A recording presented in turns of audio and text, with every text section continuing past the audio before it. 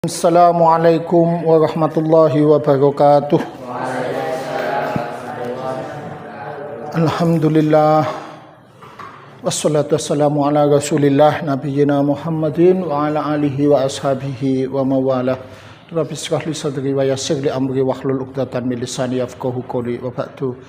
Kita akan mempelajari sekarang hari ini bab keberapa itu? Bab berapa? 13. Hah? 13. Bab 13 tentang amal ahli Madinah.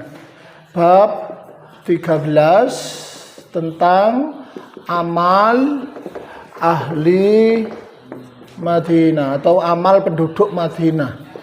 Ya.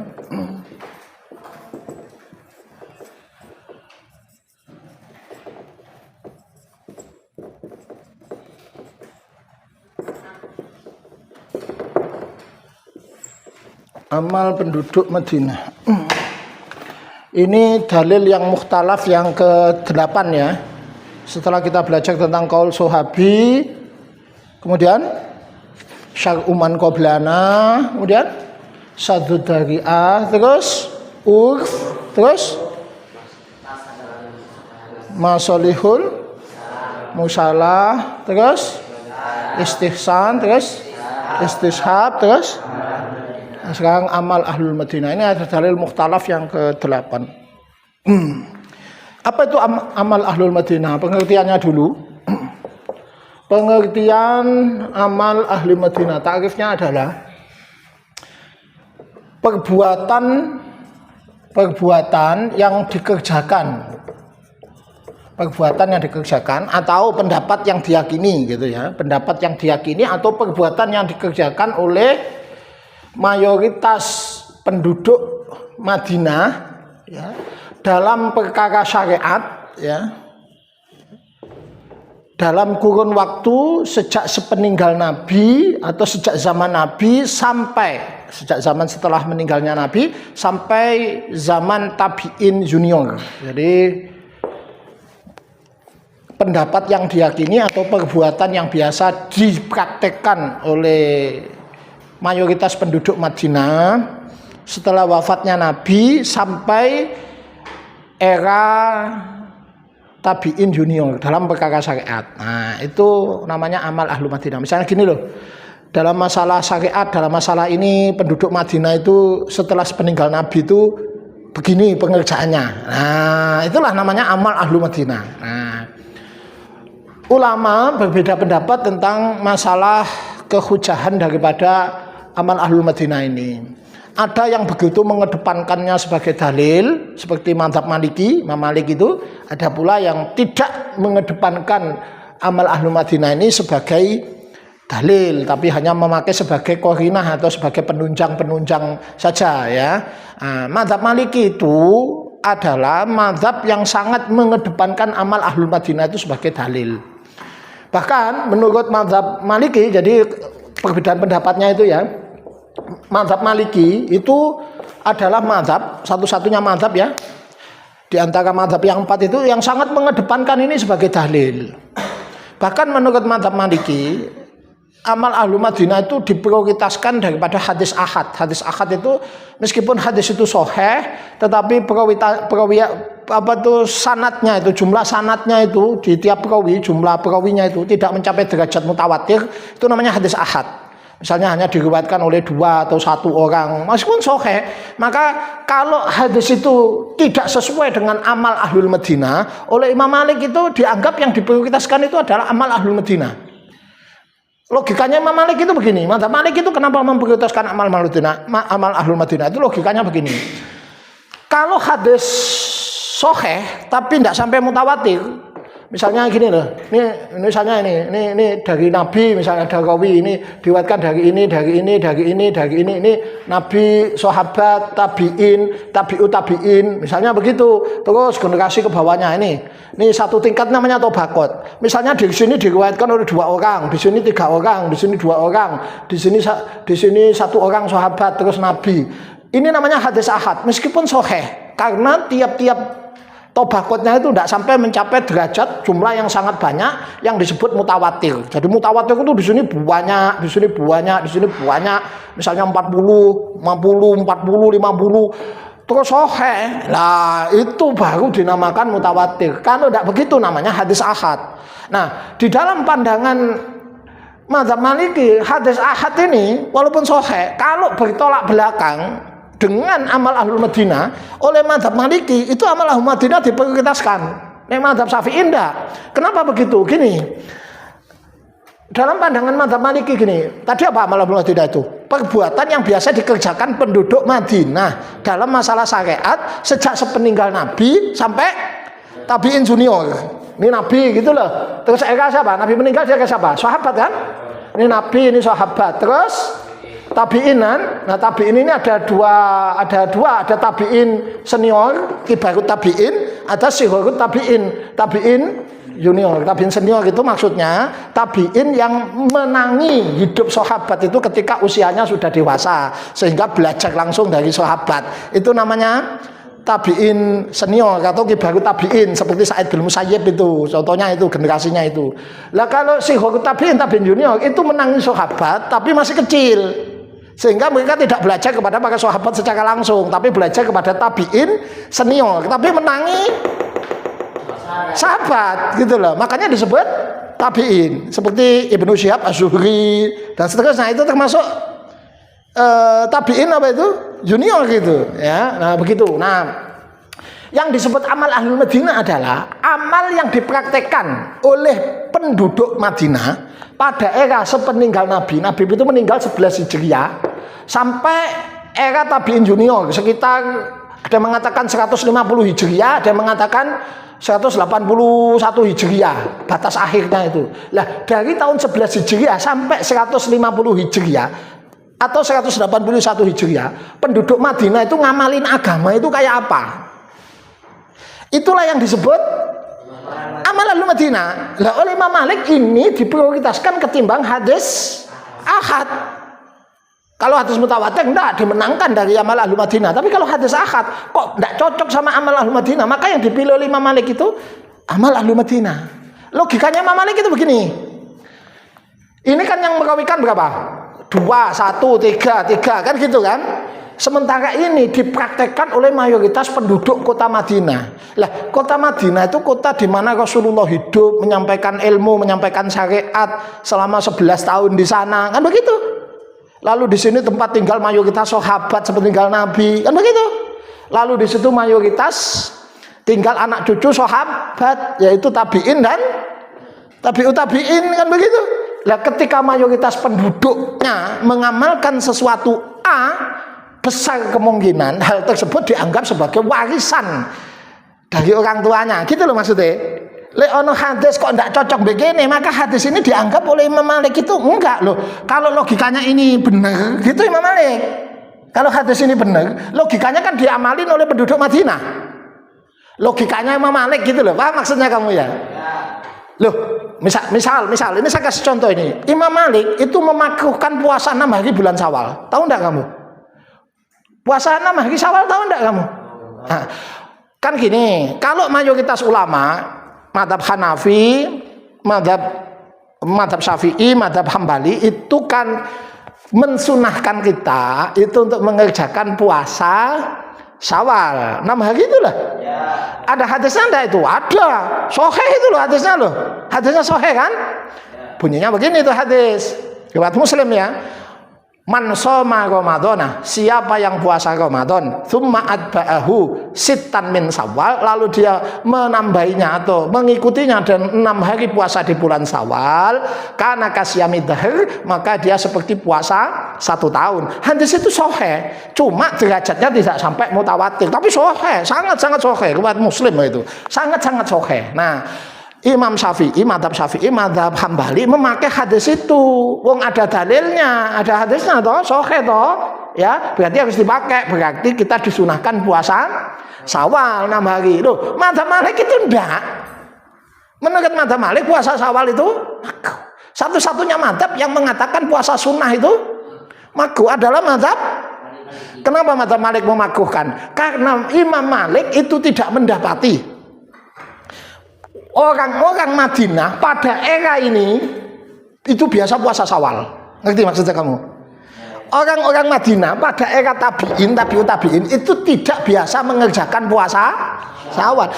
Maka logikanya Imam Malik begini, kalau hadis tadi benar gitu, harusnya orang-orang Madinah dong yang ngamalin itu. Generasi tabi'in eranya dari 11 Hijriah sampai 150 Hijriah ini kan baru ditinggal mati. Orang-orang inilah yang paling semangat mengamalkan ajaran agama, tempat di mana Nabi tinggal dan menyampaikan agama. Loh kok, nah itu loh kata Malik itu, lah kok orang Madinah itu tidak biasa ngamalin puasa Syawal, berarti lebih baik puasa Syawal itu tidak usah dikerjakan. Itu kata madzhab Maliki. Kenapa? Karena tidak sesuai dengan amal ahlil Madinah. Itu contohnya, gitulah. Sedangkan mayoritas ulama karena tidak memakai amal ahlul Madinah ya enggak. Ya, loh ini kan orang biasa, gitu loh. Meskipun mayoritas penduduk kota, meskipun mereka anak cucu sahabat, tapi kan mereka orang biasa saja. Wong ada hadisnya ya sudah, berarti ada hadisnya berarti kita pakai. Itulah sehingga masalah puasa 6 hari bulan Syawal itu terjadi perbedaan pendapat di antara para ulama, gitu loh. Jadi puasa sunnah Syawal menurut mayoritas ulama hukumnya sunnah. Puasa 6 hari bulan Syawal puasa sunnah menurut mayoritas ulama hukumnya sunnah. Kenapa? Ada dalilnya. Dalilnya apa? Hadis. Hadisnya sahih. Sahih. Berarti dipakai tuh. Gitu lah. Menurut madzhab Maliki, puasa sunnah 6 hari bulan Syawal hukumnya makruh. Kenapa? Wong ada hadisnya. Karena penduduk Madinah pada era ini, era awal ini tidak terbiasa dan tidak terlihat mengamalkan puasa Syawal. Maka itu madzhab Maliki memakruhkan puasa Syawal itu. Disinilah pentingnya kalian belajar usul fikih itu supaya tidak tergesa-gesa menghakimi atau menjustis pendapat orang lain yang berbeda pendapat itu sebagai keliru. Misalnya kita seperti saya ini mengikuti pendapat mayoritas tentang masalah puasa Syawal itu. Menurut saya puasa sunnah Syawal itu sunnah. Saya ikut mayoritas dong. Ikut tiga madzhab itu dong.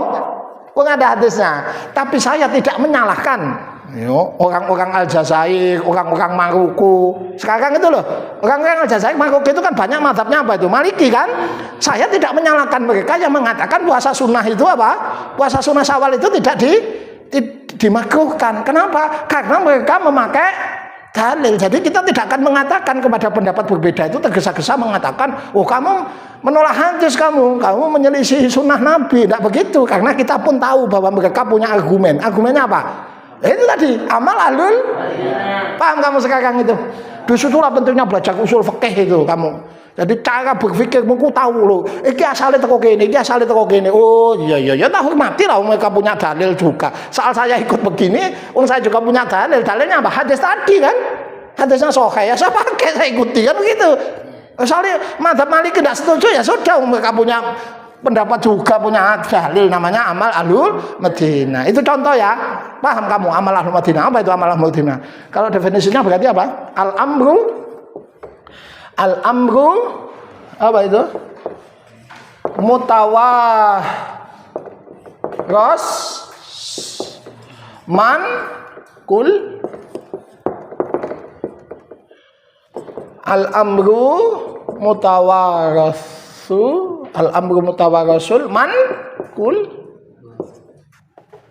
kulu. Ini naat ya. Jadi di rafaa semua. Al-amru mutawarasul man kulu an ahlil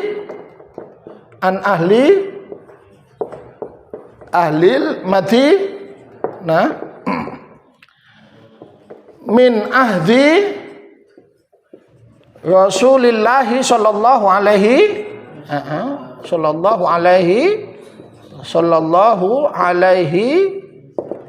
wasallam ila shihorit tabi'in. Jadi itu ya. Jadi perkara yang diwariskan dan dinukil ya, dalam perkara syariat ya, kalau bukan perkara syariat ya enggak. Dalam perkara apa? syariat ya dari penduduk Madinah ya sejak zaman Rasulullah sampai ke zaman tabi'in junior sigharit tabi'in ya, bukan kibarut tabi'in ya. Bisa dipahami itu. Nah, contoh lain amal ahlul Madinah ya.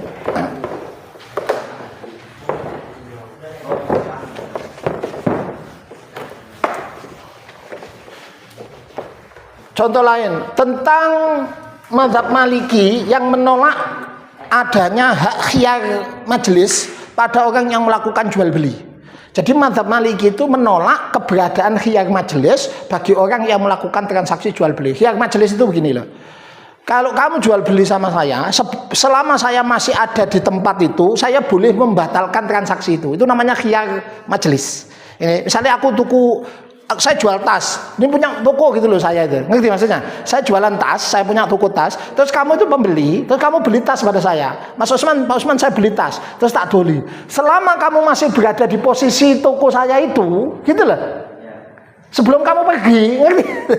Lah, kamu itu berhak untuk membatalkan transaksi. Misalnya kadung tadi, terus gue mau ngomong gak sido, gitu loh maksudnya. Aduh Mas Usman, ngomong wes aku, gitu loh. Lah. Dalam agama, menurut mazhab Syafi'i dan Hambali, kamu tuh punya hak untuk membatalkan transaksi itu selama kamu masih berada di tempat itu. Kan tokoku kayak aku dodol tas gitu loh. Kowe tuku tas yang aku, gitu lah. Selama konsep berada di tokoku, gitu lah. Masih mari bayar, masih jap kabul. Selama konsep ngadeg di tokoku itu, kon punya hak untuk membatalkan transaksi itu. Aduh ndak sido wis. Loh, apa gak sido? Wis kadung ngono. Anda aku anu tibae aduh butuh aku eling tibae butuh ge tuku anu iki. Ah misalnya gitu. Lah, menurut mazhab Syafi'i dan mazhab Hambali kamu punya hak untuk membatalkan transaksi. Kenapa? Kamu masih berada di tempat kamu melakukan akad jual beli. Lah, hak itulah hak untuk membatalkan atau meneruskan transaksi ketika kamu masih berada di tempat transaksi itu dinamakan khiyar majelis. Namanya apa itu? Khiyar majelis ya. Khiyar majelis. Hak khiyar ketika kamu merasa masih berada di majelis akad. Sebenarnya hak khiyar itu ada khiyar AIB, ada khiyar syarat. Nah, kita bahas dulu khiyar majelis ini. Menurut dua mazhab, Hanbali sama Syafi'i, khiyar majelis itu ada. Jadi gue nek tuku yang aku, pokoknya ono di tokoku, wurung oleh Mas Usman bayar. Gak sido Pak Usman aku wurung. Apa wurung? Aduh, duit kate tak tuku beras lali. Lah, kamu punya hak kowe. Saya tidak boleh marah-marah. Saya harus apa? Harus mau. Kenapa? Karena dalam agama itu ada hak itu. Ada hadisnya. Hadisnya sahih. Hadisnya punya begini. Nabi mengatakan, "Idza tabayya'a rajulani." Ketika dua orang melakukan transaksi jual beli, idza tabayya'a rajulani, faqulu ahadim minhuma, maka pada setiap salah satu dari kedua orang yang melakukan transaksi itu bil khiyar, ada hak khiyar malam yatafarraqa, selama keduanya itu belum berpisah. Itu dalil hadis tentang adanya khiyar majelis. Berdasar hadis yang sahih itu, mazhab Syafi'i dan mazhab Hambali menetapkan adanya khiyar majelis. Paham kamu? Ada dalilnya kan? Nah, mazhab Maliki menolak itu. Enggak ada tuh khiyar majelis. Kowe nek wis mari ijab kabul, kowe mari tuku tas nang aku. Osman, tuku tas, piro iki 100.000. Ya wis, mau bayar, tak susui, tasnya kon cekel. Berarti ijab kabul toh?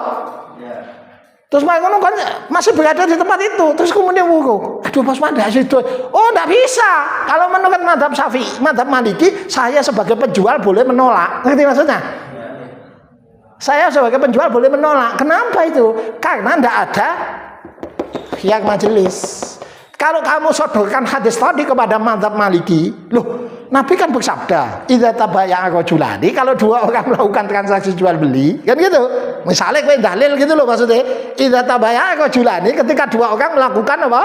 Transaksi jual beli, fakullu ahad minhuma bil khiyar malam yatafarraqa. Maka ada khiyar bagi salah satu dari keduanya itu, baik penjual atau pembeli selama keduanya belum berpisah. Ini hadisnya sahih. Misalnya kowe ngomong ngono yang ustaz-ustaz sing madhabe apa? Maliki misalnya kowe akan dijawab begini. Loh, hadis itu sahih tapi bertentangan dengan amal ahli Madinah. Karena pada era sepeninggal Nabi sampai era tabi'in junior tadi, penduduk Madinah itu tidak mempraktekkan khiyar majelis. Jadi nek wong dodolan di pasar di Madinah eranya tabi'in itu tidak pernah mempraktekkan apa itu namanya tadi? Khiyar majelis. Karena itu mazhab Maliki menolak adanya khiyar majelis. Tidak ada tuh khiyar majelis. Seandainya itu ada, tentu penduduk Madinah apa itu? Mengerjakan. Udah ada itu. Ayo. Nah ini kan tempat di mana Rasul menyampaikan risalah. Mereka itu anak turun sahabat. Mereka itu eranya tabi'in. Ayo. Lalu kalau itu ada berarti ada dong. Nah itu argumennya siapa itu? Imam Malik. Sedangkan menurut apa? Mazhab Syafi'i dan Hambali enggak.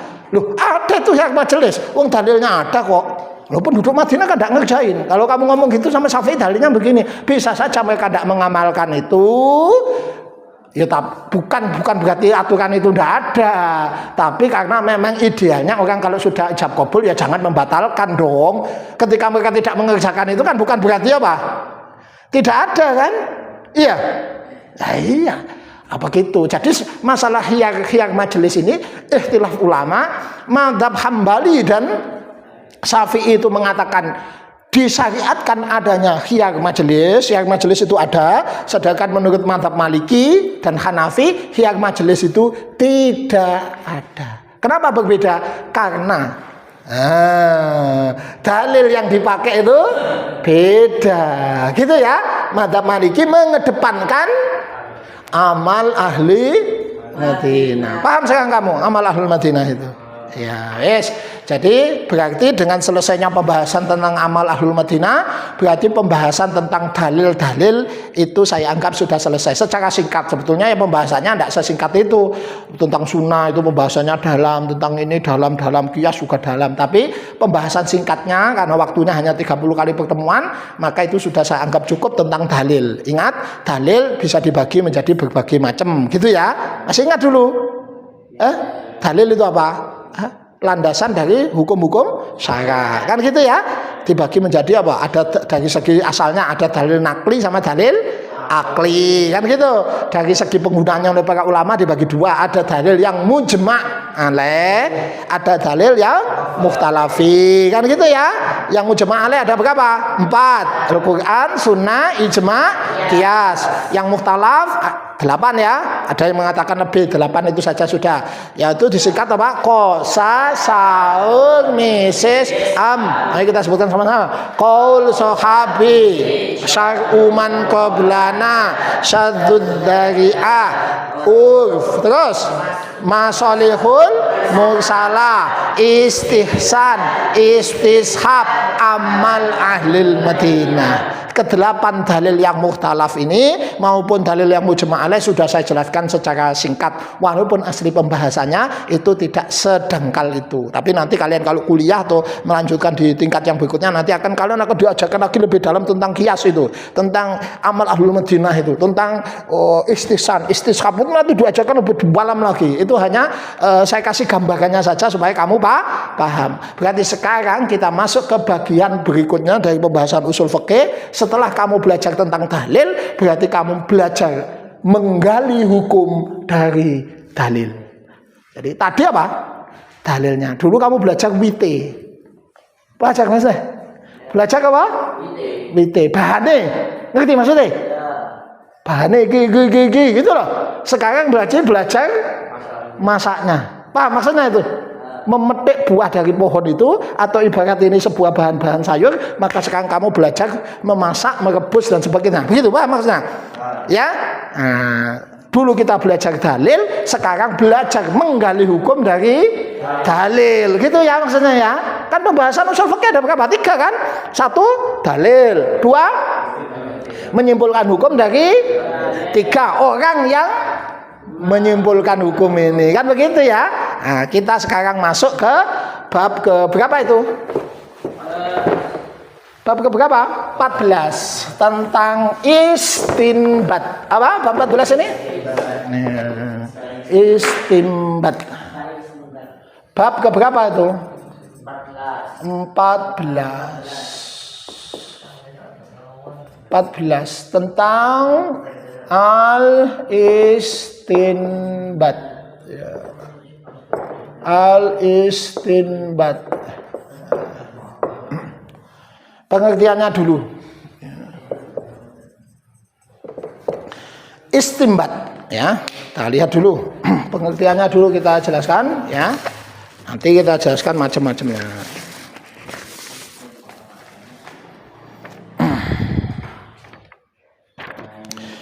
Ya. Jadi apa itu pengertiannya istinbat? Istinbat adalah tindakan menggali hukum dari sumbernya. Tindakan menggali hukum dari sumber.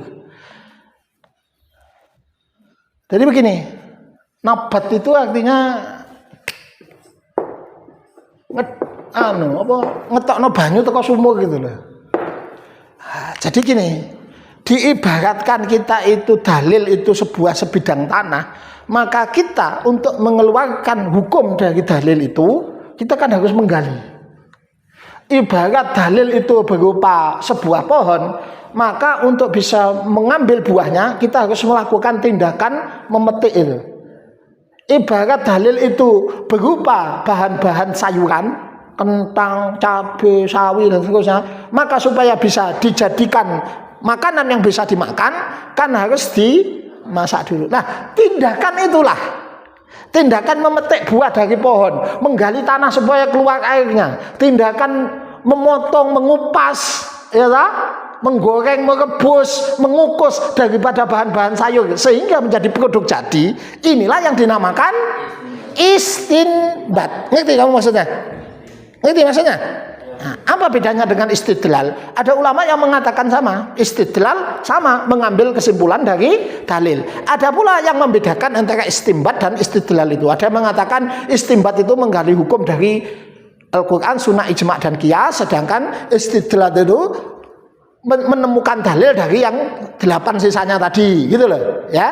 Jadi apa bedanya istinbat sama istidlal? Itu apa bedanya? Ada mengatakan keduanya ini apa? Sama saja, gitu. Ada yang mengatakan kalau ini dari yang 4 itu, ya, dari Al-Quran, Sunnah, Ijma' dan Qiyas. Ada yang mengatakan ini dari yang 8 itu. Tapi ada mengatakan bodoh lah, itu cuma istilah, kan gitu ya. Tidak jadi soal. Yang penting kamu apa itu ngerti, kan gitu ya. Bahwa yang dimaksud adalah itu, saya kira itu ya.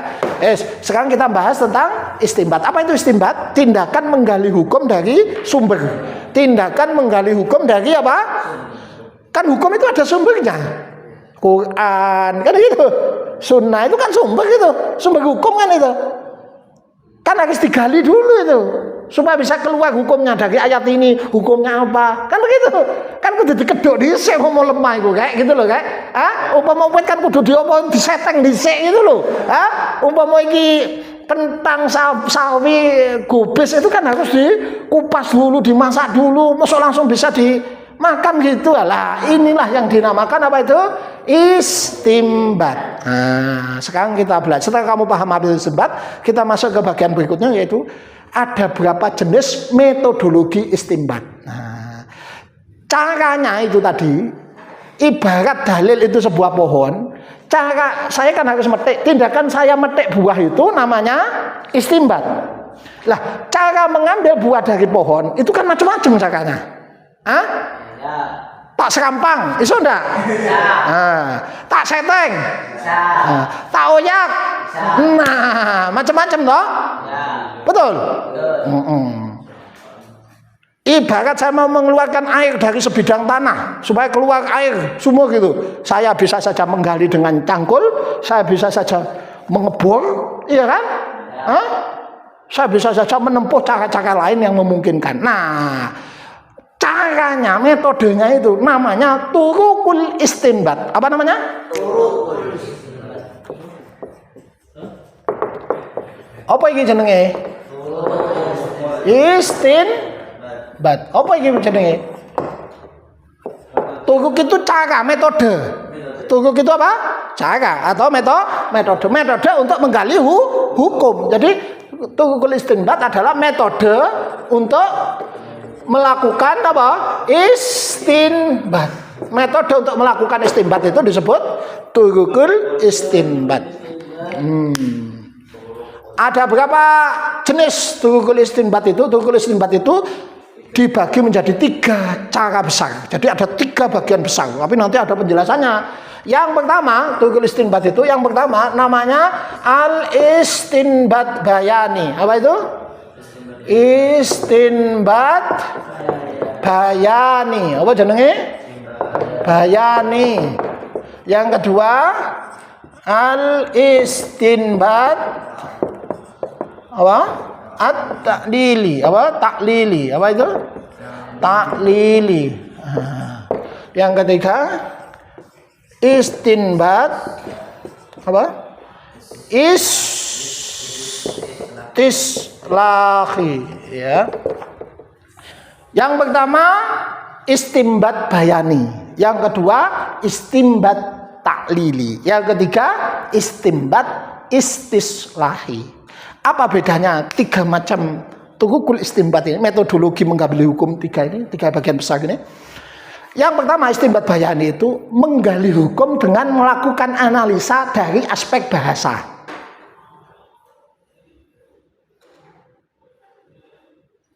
Sumber hukum berupa Al-Quran dan Sunnah itu kan berupa teks kan, bunyi kan. Nah, dari aspek bahasa itu kan bisa disimpulkan hukum-hukum. Lah, menyimpulkan hukum dari aspek bahasa itu namanya istinbat bayani. Kalau istinbat taklili itu bukan dari segi bahasa, tapi dari segi ini. Misalnya Nabi mengatakan A, hukum A, ini kenapa Nabi mengeluarkan hukum A? Pasti ada sebab. Pasti ada sebab, pasti ada alasan gitu lah. Kan gitu. Nabi mengatakan A, misalnya hukum A. Kadang-kadang Nabi mengatakan A, hukum A, itu kan ada alasannya. Nah, mencari alasannya lalu diterapkan di kasus lain yang memiliki kesamaan sifat, itu namanya istinbat taklili.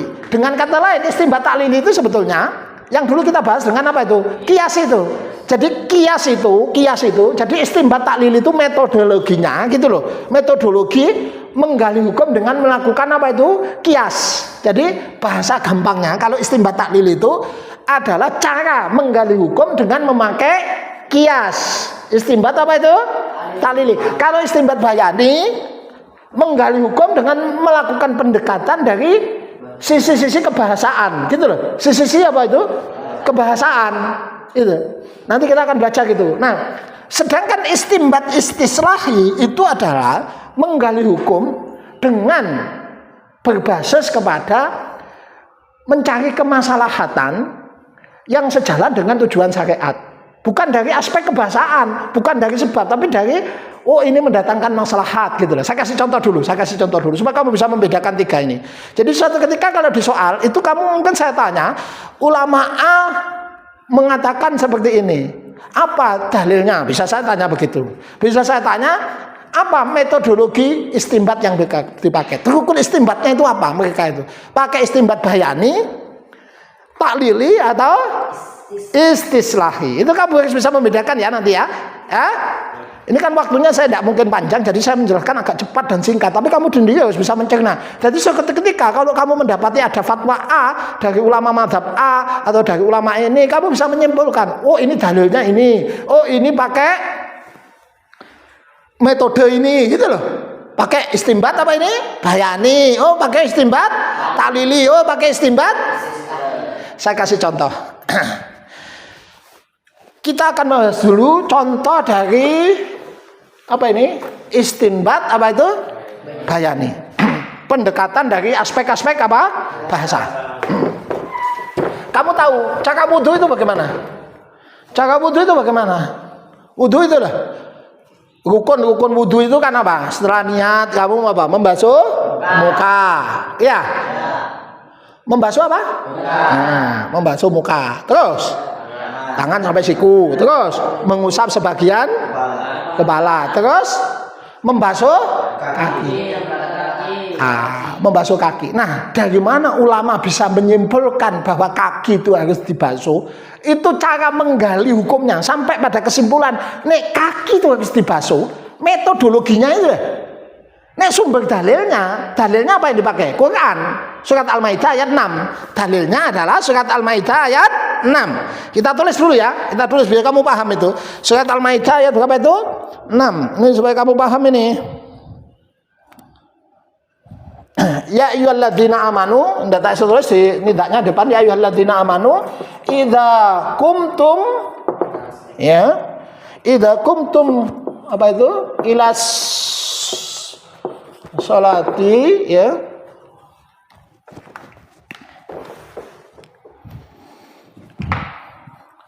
Ya. Faghsilu wujuhakum wa aydiyakum ilal marafiq ya. Ilal marafiki wamsahu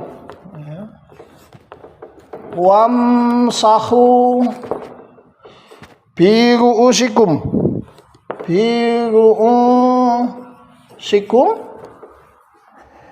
wa arjulakum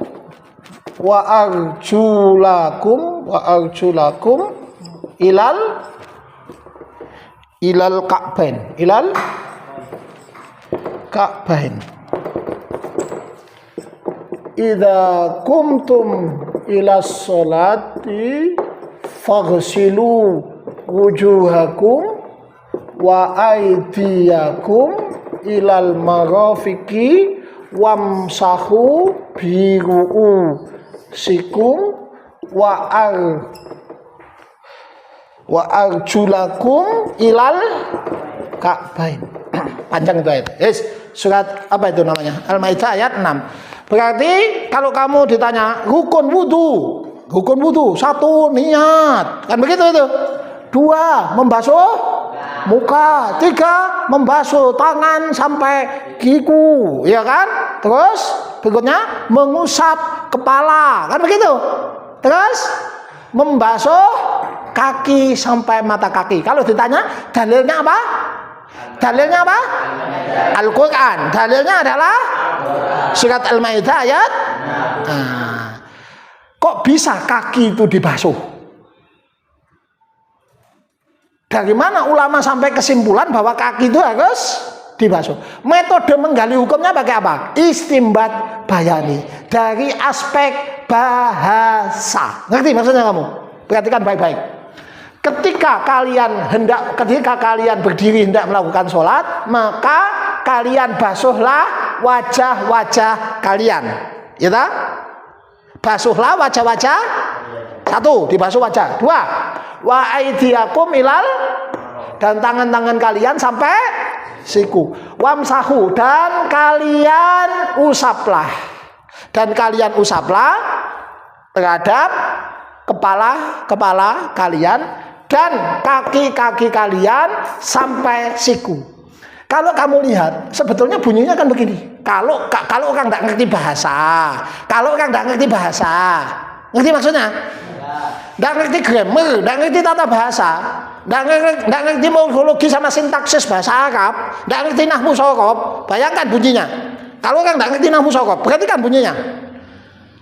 Kalau kamu mau sholat, basuhlah wajah kalian, wajahmu basuh wajah kalian, tangan kalian, dan usaplah kepala kalian dan kaki kalian sampai mata kaki. Kalau menurut bunyi, seharusnya yang dibasuh kan apa ini? Wajah sama tangan. Usaplah kepala dan kaki. Berarti kaki harusnya diapain? Kalau lihat bunyi, kalau lihat apa? Tapi para ulama sepakat kaki itu diapain? Dibasuh apa diusap? Diusap itu teles dikenekno iki lho, iku jenenge diusap iku kayak khuf iku. Kalau dibasuh itu airnya itu dialirkan. Menurut para ulama, kaki itu diusap apa dibasuh? Dibasuh, bukan diusap. Meskipun di sini peletakan kata kaki ditaruh setelah kepala. Ini maksudnya. Dari mana para ulama menyimpulkan kaki itu harus dibasuh? Dari pendekatan bahasa. Kamu lihat bunyinya. Faksilu wujuha. Faksilu wujuh. Di i'rab nasab. Mansub ini. Mansub kan? Karena kedudukannya maf'ul bih. Ini loh maf'ul bih ini. Ngerti kamu?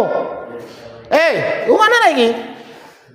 Wajah di i'rab nasab. Mansub toh? Li'annahu maf'ul bi. Mansub li'annahu maf'ul bi. Terus wa aidiya. Aidiya i'rabnya apa? Mansub li'annahu atof. Li'annahu atof kepada wujuha. Berarti hukumnya sama. Wujuh aidiya karena atof kepada wujuha, hukumnya sama dong. Berarti harus apa? Dibasuh sampai siku kan? Kita lanjutkan. Dan usaplah terhadap kepala kalian. Di i'rab jar. Majrur kan? Majrur. Kenapa majrur? Li'annahu majrur bi harfil jar. Majrurnya karena ada huruf jar kan ini kan? Sekarang perhatikan. Dan usaplah kepala kalian dan kaki kalian sampai mata kaki. Kenapa para ulama kaki mengatakan bukan diusap tapi dibasuh? Perhatikan i'rabnya. Wa arjuli apa wa arjula? Wa arjula, bukan wa arjuli. Berarti kesimpulannya arjula ini atof kepada ru'usi atau atof kepada wujuha dan aidiyah. Wujuha. Karena i'rabnya nasab, berarti kan? Iya.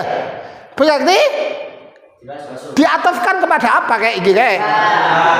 Diatofkan kepada ru'usi atau wujuha? Wujuha. Wajah itu dibasuh kan enggak? Dibasuh apa diusap wajah itu? Maka meskipun letaknya di sini, tapi hukumnya ini dibasuh. Sama dengan ini dibasuh. Iksil, bukan wamsahu, bukan imsah tapi iksil. Paham kamu sekarang? Lah, cara menyimpulkan hukum semacam ini, metodologinya ini lah. Ngerti maksudnya? Coba metik mau lo. Ngerti maksudnya? Iki diarani istimbat apa? Pendekatan dari segi apa ini kayak? Ngerti maksud saya kamu?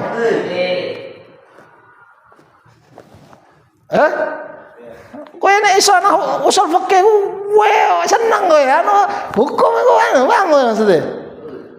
Coba mazhab Syafi'i itu mengatakan yang wajib diusap ketika mengusap itu sebagian kepala, bukan semua. Kalau semua sunnah saja. Itu mazhab Syafi'i. Apa itu? Hambali yang harus diusap mana? Seluruh kepala. Mazhab Hambali mengatakan seluruh kepala. Kamu kalau wudu, kalau Hambali itu kan begini kayak harus begini. Nek ndak kabeh ku gak oleh, kudu kabeh. Gitu loh maksudnya. Nggih, nek Syafi'i walaupun ndak kabeh ku sah, ya sing ideal kabeh, sing ideal. Tapi seandainya begini, itu ya sah jadi mazhab Syafi'i. Ngene tok iku sah. Atau ngene tok iku sah. Kenapa mazhab Syafi'i mengatakan sebagian kepala itu sah, sedangkan Hambali mengatakan harus seluruh kepala? Karena keduanya berbeda di dalam memaknai gitu. Sak huruf iki lho. Huruf apa iki? Huruf jar iki. Iki lho kayak ikan ono huruf jar kayak. Iki ben kowe paham iki. Iki lho. Bi lah. Menurut mazhab Hambali, bi-nya itu biziyadah. Bi-nya itu biziyadah. Ya ndono manane? Ya saking ono bine. Ngerti maksudnya? Bi-nya itu sekedar apa? Ziyadah saja. Karena itu tidak dimaknai berarti usaplah kepala kalian. Bi-nya ziyadah berarti seluruh kepala dong yang harus diusap. Paham maksudnya? Sedangkan mazhab Syafi'i memaknai bi ini adalah tab'id. Maknanya apa itu? Tab'id. Tab'id itu maknanya sebagian. Maksudnya bi adalah usaplah sebagian dari kepala kalian. Perhatikan. Yang lain, wajah tidak ada binya, berarti seluruh wajah, tidak boleh ketinggalan, tidak boleh separuh begini, tidak boleh. Aidia, ada binya? Tidak ada, berarti seluruh tangan, tidak oleh dirijis itu, tidak dibasuh, tidak oleh. Kudu kabeh. Kaki, ada binya ini? Tidak ada. Berarti seluruh kaki sampai mata.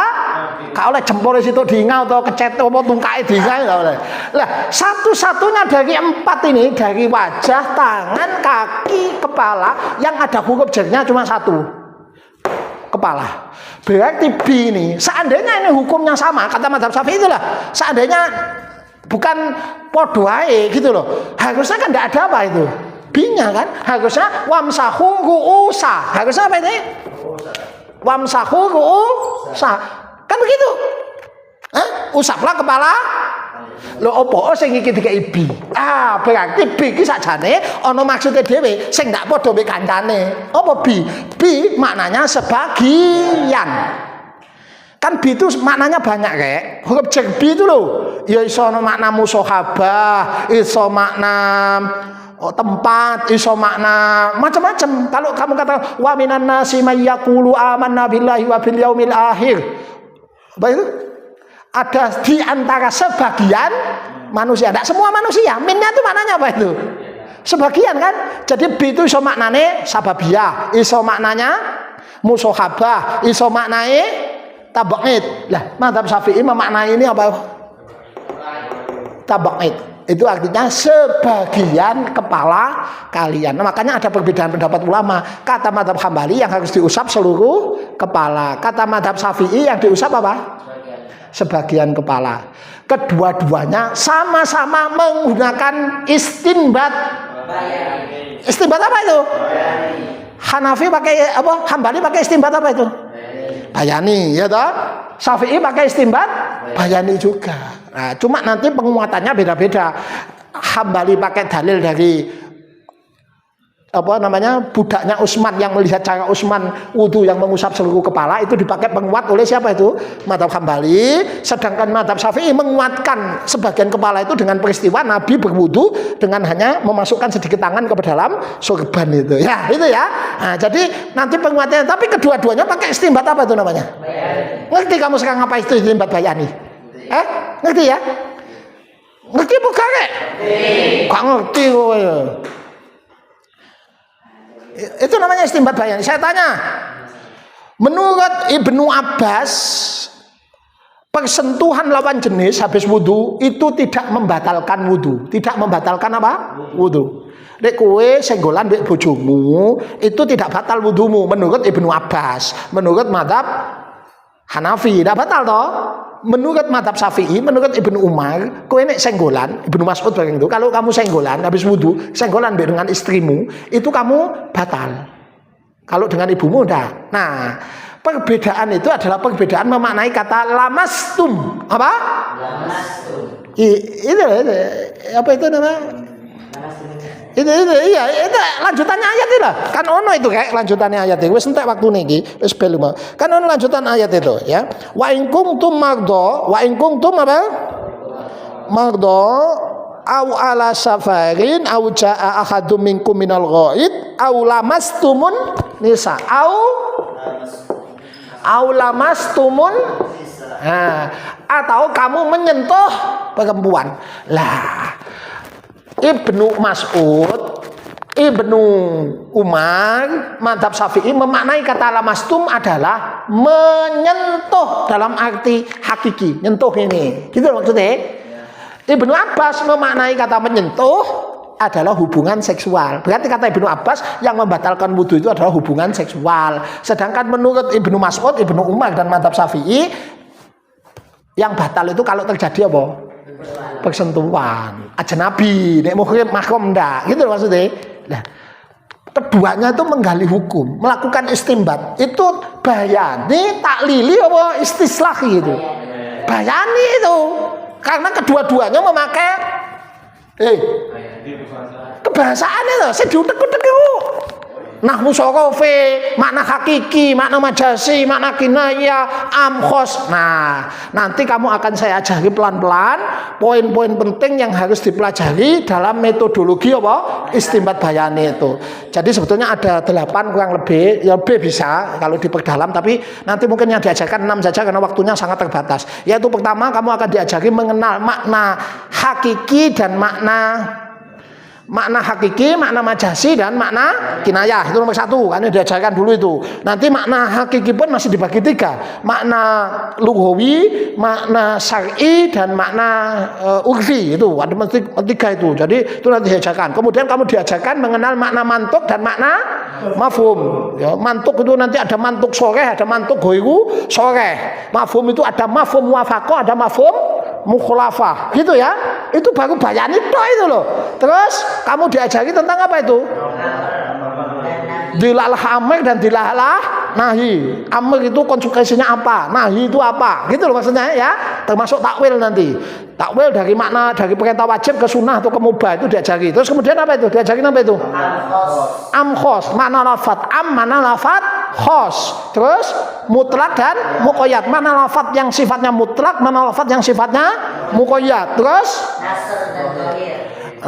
nas dan bohir itu nanti kamu diajari ya, baru mujmal dan mubayan. Kalaupun waktu yang tidak nutup, tidak diajari semua, tidak apa-apa, sebagian saja, atau nanti saya ambil yang penting-penting saja, secara singkat saja, yang penting kamu paham. Kalau aslinya itu panjang tuh, makanya bisa lama kalau kamu di kuliah jurusan perbandingan madzhab itu kamu belajar itu sampai bertahun-tahun. Karena masing-masing topik itu kamu mendalaminya tuh lama nanti, masalah makna hakiki mana itu panjang nanti. Nah kamu diajari. Nah setelah itu paham, baru kamu belajar istinbat taklili, yaitu taklil kiasi dan taklil nas. Nanti kamu belajar nanti. Baru istinbat apa?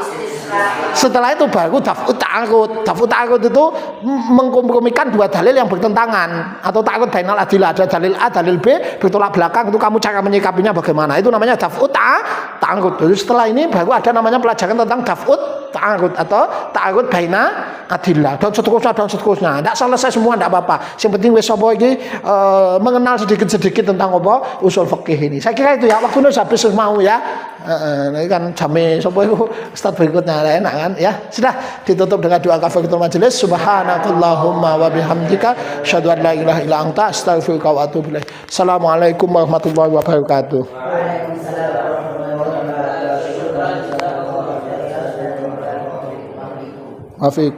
Barakallah.